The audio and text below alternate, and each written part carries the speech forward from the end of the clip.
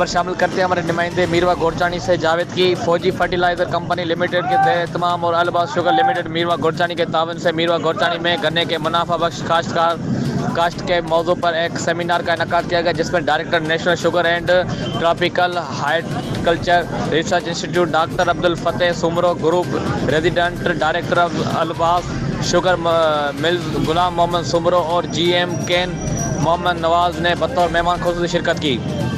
عبدالفتح سومرو نے کاشتکاروں کو گنے کی کاشت کے لیے استعمال ہونے والے نئی ٹیکنالوجی جسے ہیڈ چپ ٹیکنالوجی کہا جاتا ہے اس کے بارے میں تفصیل سے آگاہی دی۔ اس طریقے کاشتکار میں گنے کے کم بیج سے زیادہ رقبہ پر کاشت ممکن ہے۔ انہوں نے کاشتکاروں کو کہا کہ گنے کے بھرپور پیداوار حاصل کرنے کے لیے کھادوں کا متوازن استعمال ضروری ہے۔ Ghulam Muhammad Soomro, group resident director اور